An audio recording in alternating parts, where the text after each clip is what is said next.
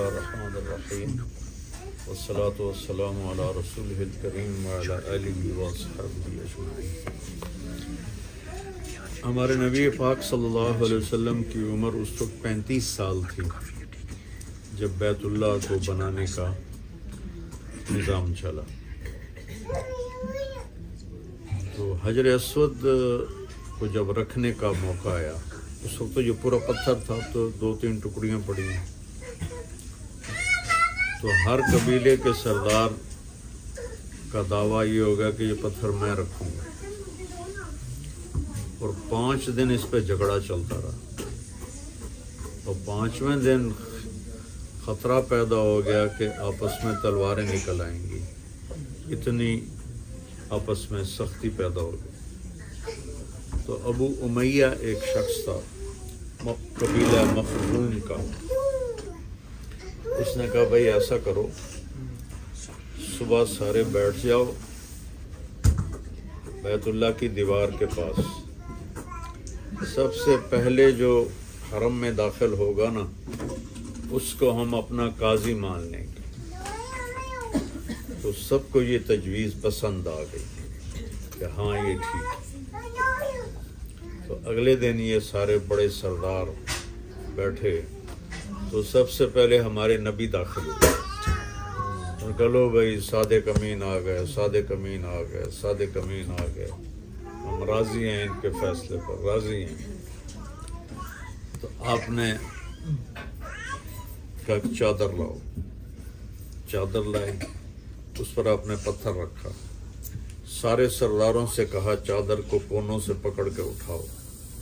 تو سارے سرداروں نے چادر پکڑ کے جب اس کے لیول پر پتھر آیا تو آپ نے اٹھا کے اس کو اس کے اندر رکھ دیا۔ یہ جنت کا پتھر ہے، یہ سفید رنگ کا تھا، اور جب طوفان نوح میں بیت اللہ ضائع ہو گیا تھا تو یہ پتھر فرشتوں نے یہ سامنے جو پہاڑ ہے جبل قبیس، اس میں اس کو فکس کر دیا تھا۔ پھر ابراہیم علیہ السلام کو اللہ نے رہبری فرمائی کہ یہ وہ پتھر ہے، اس کو یہاں لگانا ہے۔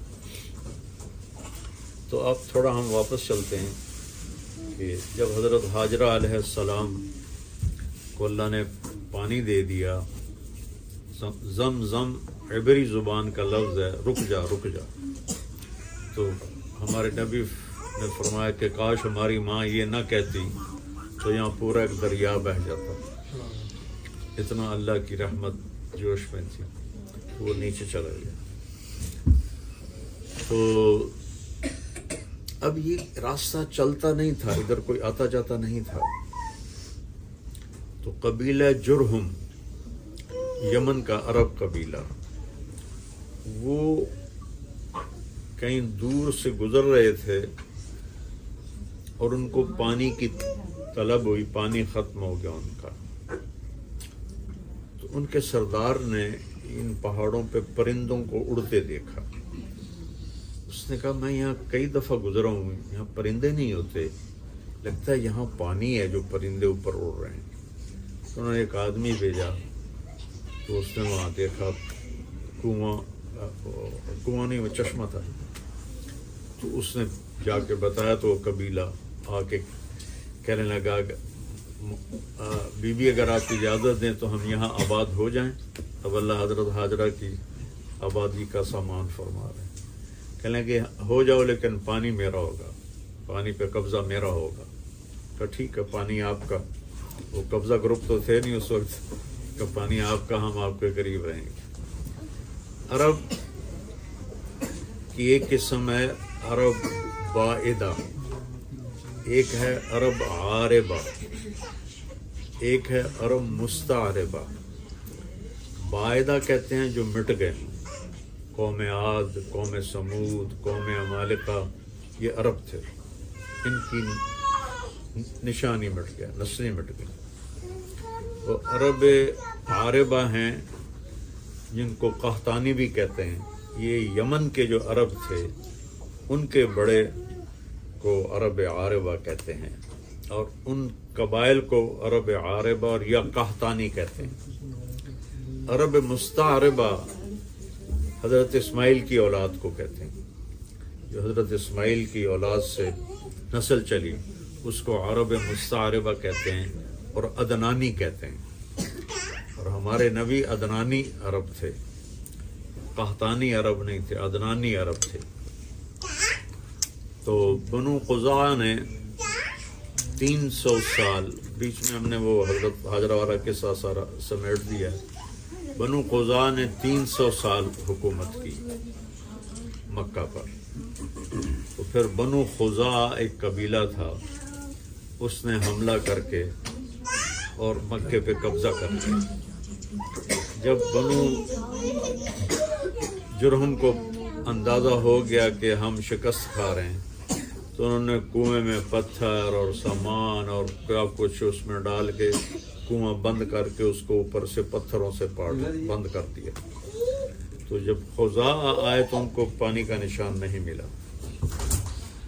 تو کوئی 350 سال حکومت کی بنو خزاع نے۔ تو ان کے سردار کو قصی اس وقت مشہور ہوئے، قصی بن کلاب، جو ہمارے نبی محمد بن عبداللہ بن عبد المطلب بن ہاشم بن عبد مناف بن قصی بن کلاب بن مرہ بن کعب بن لوی بن غالب بن فہر بن مالک بن نضر بن کنانہ بن خزیمہ بن مدرکہ بن الیاس بن معد بن عدنان، یہ عدنانی عرب ہیں۔ تو قصی جو تھے وہ بڑے مشہور ہوئے اور انہوں نے قریش کے قبائل کو اکٹھا کرنا شروع کیا۔ قریش کا نام تھا فہر، وہ میں نے پہلے بھی بتایا تھا۔ تو بنو خزاع کے سردار کو شراب کا مشکیزہ دے کر مکے کی حکومت لے لی، نشہ پلا تھا، شراب کے مشکیزے پر اس نے سائن کر لیے کہ مکے کی حکومت تمہاری۔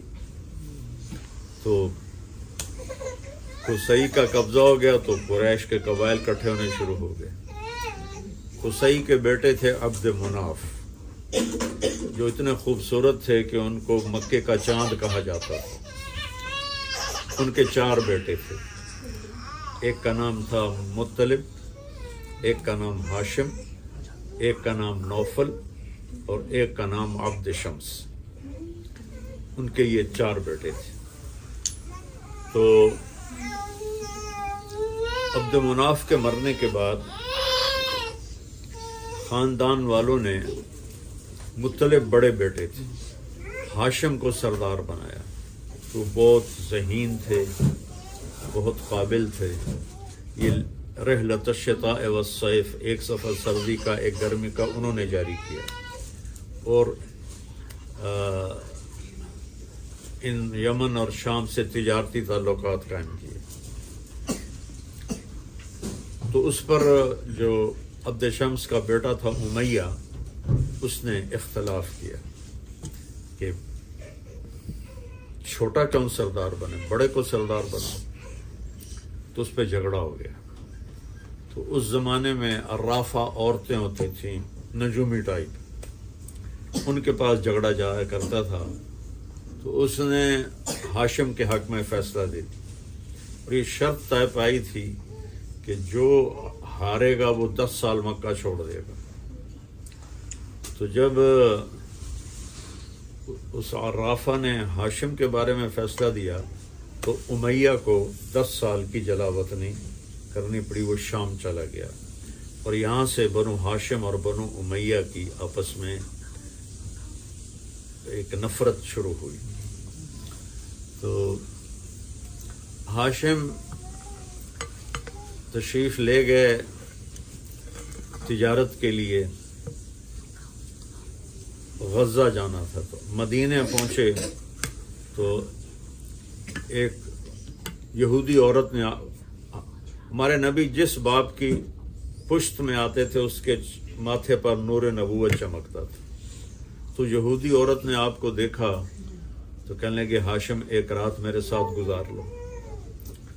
وہ کہنے لگے میں عزت دار آدمی ہوں، میں یہ گناہ کر سکتا ہوں؟ تو انہوں نے اگلے دن وہیں سلمہ ایک بنو نجار کی عورت تھی، اس سے شادی کر لی۔ تو تیسرے چوتھے دن اب بازار سے گزرے تو وہی عورت آگے سے آ رہی تھی. تو ہاشم نے کہا تم مجھ سے گناہ کی دعوت دے رہی تھی، شادی کر لو. اس نے ایسے دیکھا اور کہا میں بھی شریف عورت ہوں، تیرے ماتھے پر نور نبوت تھا آخری نبی کا، میرے جی میں ہے میرے پیٹ میں آ جائے، پر وہ تو سلمہ کے قسمت میں تھا. تو یہاں سے تشریف لے گا غزہ جہاں آج کل جنگ ہو رہی، وہاں ان کا انتقال ہو گیا. تو ان کی قبر غزہ میں تھی، اب تو اس کا کوئی نشان نہیں ہوگا، لیکن ان کا انتقال 32 سال کی عمر میں ہوا غزہ میں. تو سلمہ سے ایک بیٹا پیدا ہوا، اس کے پیدائشی بال سفید تھے، تو اس نے اس کا نام رکھا شیبہ، سفید بالوں والا. اب مطلب جو بڑے بیٹے تھے وہ سردار بنے، لیکن ان کو پتہ نہیں تھا کہ ہاشم نے مدینے میں شادی کی اور اس سے کوئی بیٹا ہوا. ایک دن ایک مکے کا آدمی مدینے سے گزر رہا تھا تو باہر میدان میں لڑکے تیر اندازی کر رہے تھے. تو صرف ایک لڑکے کا نشانہ وہ ٹارگٹ پر پہنچتا تھا، وہ کہتا خذھا انا بن ہاشم، دیکھو میرا تیر اور میرا نشانہ، میں ہاشم کا بیٹا ہوں. اس کے کانوں میں بات پڑ گئی تو وہ